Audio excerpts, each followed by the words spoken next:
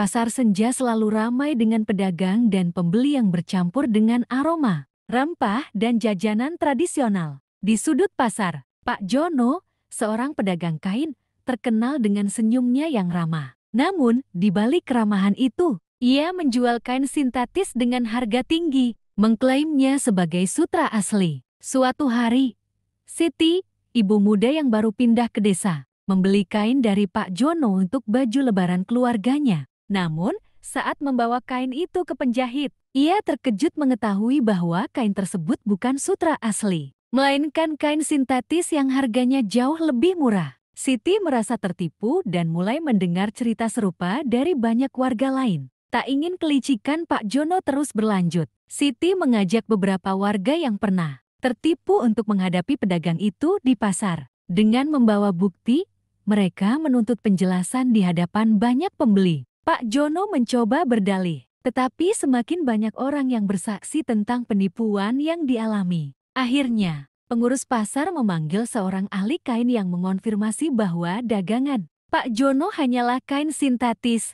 Pak Jono mendapat peringatan keras bahwa jika ia terus berbuat curang, ia akan dilarang berdagang di pasar. Sejak kejadian itu, pelanggan mulai menjauhi lapaknya. Ia pun menyadari bahwa kelicikan mungkin menguntungkan sesaat. Tetapi kejujuranlah yang membuat usaha bertahan lama. Setelah kejadian itu, usaha Pak Jono semakin merosot. Pelanggan lama tak lagi datang dan pembeli baru lebih berhati-hati. Setiap kali seseorang mendekati lapaknya, mereka akan mendengar bisikan tentang penipuan yang pernah ia lakukan. Merasa terdesak, Pak Jono mulai berpikir ulang. Perlahan, ia mulai mengubah cara berdagang. Kali ini, ia benar-benar menjual kain sesuai kualitas aslinya dan menawarkan harga yang jujur. Awalnya, tak banyak yang percaya. Namun, seiring waktu, orang-orang melihat perubahan itu. Ia tak lagi melebih-lebihkan barang dagangannya. Dan pembeli yang datang merasa puas dengan apa yang mereka dapatkan.